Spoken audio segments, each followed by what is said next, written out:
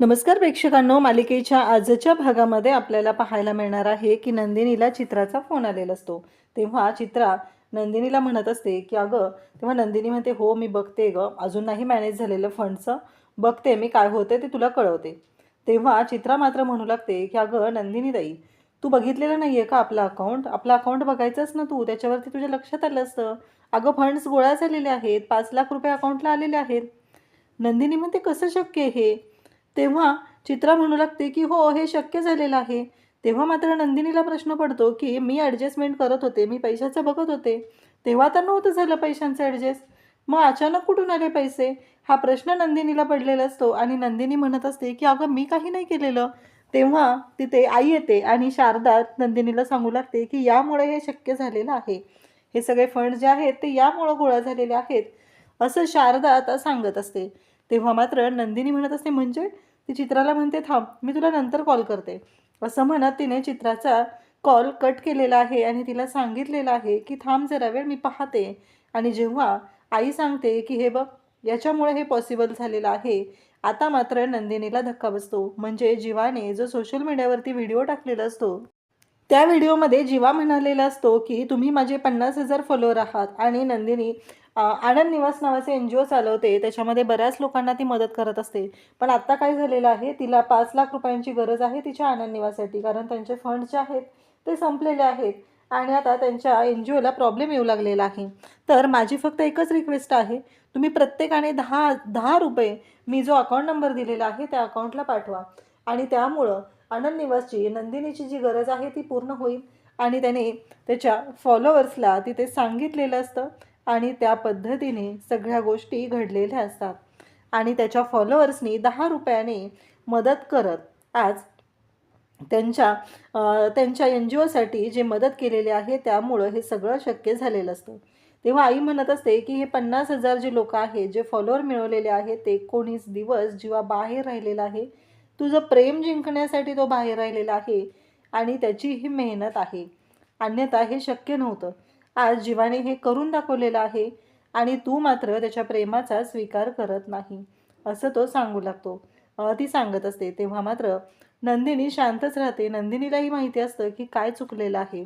इकडे काव्या पार्थसाठी डबा घेऊन, तर इकडे पार्थ त्याचबरोबर रम्या त्यांची एक प्रोजेक्ट मीटिंग आहे, जो प्रोजेक्ट सिक्सर आहे नवीन त्यांचा सुरू होणारा, त्या प्रोजेक्टसाठी त्यांची मीटिंग सुरू आहे आणि सगळेजण तिथं बसलेले असतात. काव्या बाहेरून त्याला खुणावत असते की डबा द्यायचा आहे, डबा विसरलेला होता. पण हे काही पार्थच्या लक्षात येत नाही, म्हणून काव्या आत येते. जेव्हा काव्या आत येते तेव्हा रम्या म्हणते तुला एवढी पण अक्कल नाही आहे का गं, होणारी आहेस तू, डायरेक्टली आतमध्ये आलेली आहे, तुला मीटिंग चालू आहे हे पण कळत नाही आहे का, बाहेर थांबता आलं नाही आहे का? तेव्हा मात्र तिथं जे आलेले असतात ते म्हणत असतात की काव्या तुम्हीच ना? नाही खरं तुमचा तो व्हिडिओ पाहिला मी, खरंच खूप छान तुम्ही पार्थ देशमुखांच्या पाठीशी उभे आहात, हे त्या व्हिडिओमधून तुम्ही सांगितलेलं होतं, खरंच खूप मोठी गोष्ट आहे. तेव्हा काव्या म्हणते की मी जास्त असं काहीच केलेलं नाही आहे, मी नॉर्मली जे सगळ्या बायका करतात तेच केलेलं आहे, आपल्या नवऱ्याच्या पाठीशी उभं राहणं, यापेक्षा वेगळं मी असं काही केलेलं नाही, असं काव्या आवर्जून सांगते. तेव्हा रम्या तिला टोचून बोलत असते. तेव्हा पार्थ तिला थांबवतो आणि म्हणतो की शांत हो, तू एवढी चिडचिड नको करूस. काव्या काय झालं बोला, असं म्हटल्यावर काव्या सांगू लागते की हे टिफिन तुम्ही विसरला होता ना, तर तो घेऊन आले होते, तो द्यायचा होता. मग काव्या तिथं टिफिन देते आणि त्यासोबतच रम्याला खूप राग आलेला असतो. मग त्यांचं चालू झालेलं असतं की हा जो प्रोजेक्ट आहे हा प्रोजेक्ट सिक्सर आहे बरोबर, पण याच्यामध्ये तुम्ही ह्या सगळ्या गोष्टी सांगितलेल्या आहेत, ॲम्युनिटी सांगितलेले आहेत मुलांसाठी, त्याचबरोबर देवघर, परंतु या प्रोजेक्टमध्ये नवीन असं काहीच दिसत नाही आहे. कारण या सगळ्या गोष्टी तर बाकीच्या सगळ्या ठिकाणी दिले जातात, कारण गार्डन प्ले एरिया असतो, देवघर असतं, फक्त याच्यामध्ये काय केलं आहे तुम्ही, तर वर्किंग प्लेस एरिया ॲड केलेला आहे.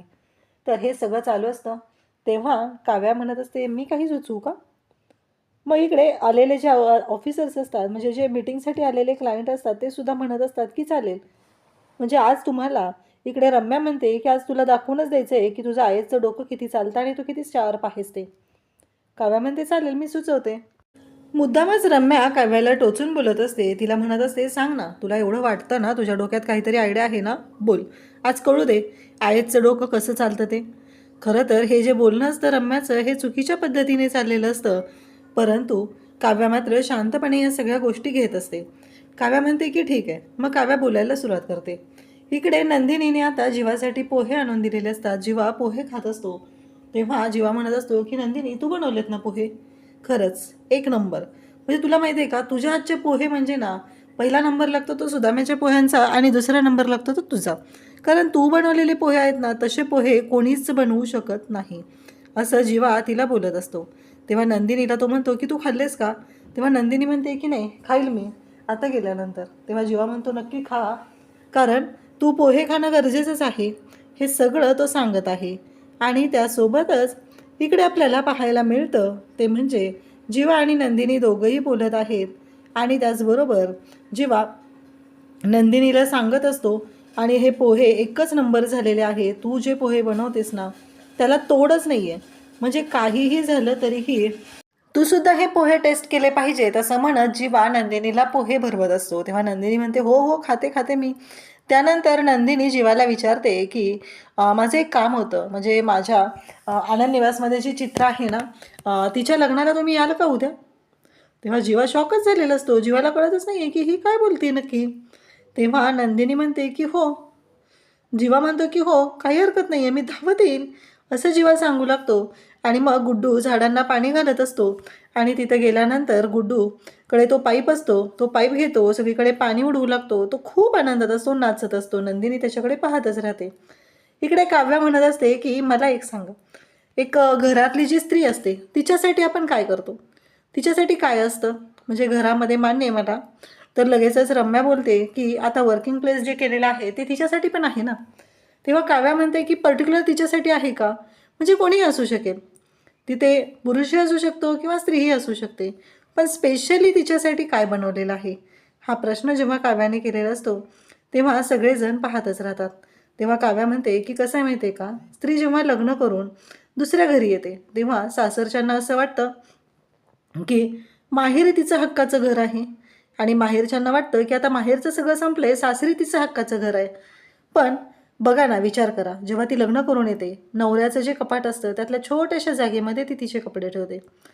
सासूचं जे किचन असतं त्या किचनमध्ये ती छोटीशी जागा स्वतःसाठी घेते आणि तिथं ती स्वतःचा जेवण तयार करू लागते, म्हणजे तिचं काम करू लागते. देवघर असतं ते सगळ्यांचं असतं, त्याच्यामध्ये ती तिची अन्नपूर्णा आणून ठेवते. असं सगळं काव्या सांगत असते. पण तिच्यासाठी स्पेशली तिच्यासाठी काय असतं, तर तिच्यासाठी तिथं काहीच नाही आहे. दोन्हीही घरी तिच्यासाठी काहीच नसतं, तिचं स्वतःचं असं. अशी तिची स्पेसच नाही आहे की ज्यामध्ये ती जाईल, निवांत राहील, आनंदाने तिथे स्वतः मनमोकळेपणाने या सगळ्या गोष्टी करेल, अशी कोणतीच गोष्ट तिथं नसते. हे ऐकल्यानंतर मात्र सगळेजण पाहतच राहतात. काव्या म्हणते जर हे सगळं जे काय आहे ते जर आपण तिच्यासाठी केलं तर मात्र खूप चांगलं होईल, असं काव्या सांगू लागते. तेव्हा मात्र सगळेजण पाहत आहेत. काव्याचा हे जो प्रोजेक्टची आयडिया जी आहे ती मात्र काव्याला खूपच आवडलेली असते. काव्याची प्रोजेक्टची आयडिया सगळ्यांना खूपच आवडलेली असते. सगळेजण काव्याकडे पाहत असतात आणि टाळ्या वाजवायला सुरुवात करतात. तर काव्या म्हणते की मी आता एकच गोष्ट सांगते, ती म्हणजे तिच्यासाठी जी स्पेस हवी आहे ती स्पेस तिला द्यायची आणि तिच्यासाठी जे हवं आहे ते करायचं, असं आपण ठरवूया, असं काव्याने सांगितल्यानंतर सगळेजण तिच्याकडे पाहत असतात. पार्थला सुद्धा तिची आयडिया खूप आवडते. पार्थ सुद्धा तेवढाच खुश झालेला असतो आणि म्हणत असतो की खरंच ग्रेट. तर काव्याच्या आयडियानुसार असं म्हणणं असतं की ही जी आहे तिची स्पेस आपण तिला दिली पाहिजे, असं सांगितलं जात असतं. तेव्हा मात्र सगळ्यांना ही आयडिया खूप आवडते. सगळेजण आनंदाने असतात, अगदी उड्या मारत असतात. खूप छान पद्धतीने सगळेजण रिॲक्ट करत आहेत आणि सगळ्यांनाच ही आयडिया खूप आवडलेली असते. सगळे खूप आनंदात असतात. आणि त्याचबरोबर इकडे काव्याने जी आयडिया दिलेली आहे त्या आयडियाचा आता त्या सगळ्यांनी स्वीकार केलेला असतो. पण आता म्हणणं असतं पुढचं, ते म्हणजे आता या प्रोजेक्टचं नाव आपण सिक्सर नाही ठेवू शकत आहे, कारण हा जो प्रोजेक्ट आहे त्याच्यामध्ये आता 7 आयडिया झालेल्या आहेत, तर या प्रोजेक्टचं नाव आपण सिक्सर कसं ठेवणार? असं म्हटल्याबरोबर इकडे काव्या म्हणते की हो. पार्थ पण म्हणतो की मला काय वाटतंय माहिती आहे का, हा जो प्रोजेक्ट आहे तो वेगळ्या पद्धतीने आपल्याला करावा लागणार आहे. त्या प्रोजेक्टचं नाव पार्थ म्हणतो की आम्ही थोड्याच दिवसात तुम्हाला कळवू. तेव्हा मात्र काव्यामध्येच बोलते, मी सांगू का?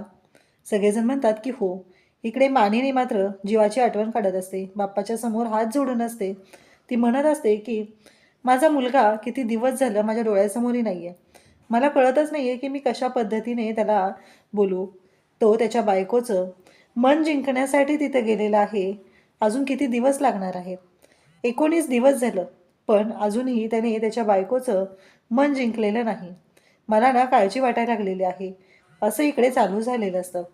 आणि तेवढ्यातच जीवा पाठीमागून म्हणतो की तथास्तु. तथास्तु म्हटल्याबरोबर इकडे धक्का बसलेला असतो आणि मानिनी म्हणते काय? तेव्हा जीवा म्हणतो की मग माझ्या आईने आठवण काढली आणि मी येणार नाही, असं कधी होईल का? असं तो सांगू लागतो. मग जीवा आईला उचलून घेतो आणि तो सोफ्यावरती जाऊन बसतो. आईला तिथे अक्षरशः तो सोफ्यावरती आईच्या मांडीवरती तो झोपलेला आहे आणि म्हणत आहे की किती दिवस झाले. मी पण या सगळ्या गोष्टींसाठी ना खूप मिस करत होतो, असं तो सांगू लागतो. त्यासोबतच तो म्हणत असतो की मला ना खरंच खूप छान वाटतंय. आणि मग ती जी गुड्डूची भाषा आहे त्या भाषेमध्ये तो बोलायला लागतो. तेव्हा आई म्हणते काय रे ही कसली भाषा अजून? आणि हे काय नवीन शिकलास? तेव्हा तो म्हणतो अगं तो वॉचमन आहे ना, तय्यब अलीने माझ्यावरती लक्ष ठेवण्यासाठी एक वॉचमन ठेवलेला होता आणि त्याची भाषा आहे ही. आता तुला माहिती आहे का, त्याच्याकडून मी लेखाचिठ्ठी खातो आणि तो तांबडा पांढरा रस्सा खातो माझ्याकडून. जीवा मात्र ह्या पद्धतीने बोलत असतो. आईला मात्र छान वाटत असतं. आई म्हणत असते काय रे हे, म्हणजे तुला वॉचमनसोबत राहावं लागतं? तेव्हा जीवा म्हणतो की असं थोडंच आहे की वॉचमन हा माणूस नसतो, तोही माणूसच आहे ना, असं जीवा सांगू लागतो. मग आई म्हणते तसं नाही रे, म्हणजे एवढा सगळा त्रास, तू कोण आहे माहिती आहे ना? तो म्हणतो हो मी जन्मेजय देशमुख आहे. माहिती आहे ना तुला काय अर्थ आहे? आई म्हणते हो ना, तुझ्या आजीनेच तुझं नाव ठेवलेलं आहे. तेव्हा मात्र जीवा बोलत असतो. आई मात्र त्याचं कौतुक करत असते. त्याला म्हणत असते की हो. तेवढ्यातच आईच्या लक्षात येतं की जीवाच्या चेहऱ्यावरची ॲलर्जी उठलेली आहे. इकडे काव्याने प्रोजेक्टचं नाव इंद्रधनुष्य दिलेलं असतं. म्हणजेच जसे इंद्रधनुष्यामध्ये 7 रंग असतात, तशाच आपल्या या प्रोजेक्टमध्ये 7 महत्त्वाच्या गोष्टी आहेत. म्हणून आपण प्रोजेक्टला नाव इंद्रधनुष्य द्यायचं, असंही तिनं सांगितलेलं असतं. आणि तेव्हा मात्र आता सगळेजण पाहतच राहतात. ह्या सगळ्या गोष्टी ज्या पद्धतीने घडलेल्या असतात, त्यामध्ये मात्र इकडे सगळ्यांनी काव्याचं कौतुकसुद्धा केलेलं असतं. त्यासोबतच इकडे जीवा आणि नंदिनी, आता उद्याच्या भागात आपल्याला पाहायला मिळतं की जीवा आणि नंदिनी दोघंही लग्नाला आलेले आहेत चित्राच्या. मग कन्यादानाचा कार्यक्रम होतो. त्यानंतर ती म्हणत असते की आमचंही नातं तुमच्यासारखं असं छान फुलत राहणार आहे, अगदी जीवा नंदिनीसारखं. त्यावरती लगेचच जीवा म्हणतो की नात्यामध्ये कसं आहे माहिती आहे का, 2 गोष्टी असतात. त्याही 2 गोष्टी आपली पाठ सोडत नाहीत. तर त्या कोणत्या? तर त्या म्हणजेच एक म्हणजे प्रेम आणि दुसरा म्हणजे गैरसमज. ह्या 2 गोष्टीसुद्धा आपल्या नात्यामध्ये येत आहेत, असं इकडे जीवाने आवर्जून सांगितलेलं आहे. आणि तेव्हा मात्र चित्रा आणि चित्राचा नवरा पाहतच राहतो. अशाच अपडेटसाठी चॅनलशी कनेक्ट राहा. कारण काव्य आता पार्थला म्हणत आहे की माझ्या IAS परीक्षेचं सेंटर डिक्लेअर झालेलं आहे. तर मला असं वाटतं की तुम्ही माझ्यासोबत यावं, म्हणजे त्या प्रवासामध्ये बऱ्याच गोष्टी आपल्याला एकमेकांसोबत शेअर करता येतील, असंही आता काव्याने सांगितलेलं आहे. तेव्हा मात्र पार्थला ती तयार करत आहे. पार्थला पण आता नात्याची नवी सुरुवात करायची आहे. पार्थ काव्यासोबत IAS परीक्षेच्या सेंटरला जाणार, तेव्हा नक्की काय होणार हे आपल्याला पुढे पाहायला मिळणार आहे. अशाच अपडेटसाठी चॅनलशी कनेक्ट राहा. थँक्यू.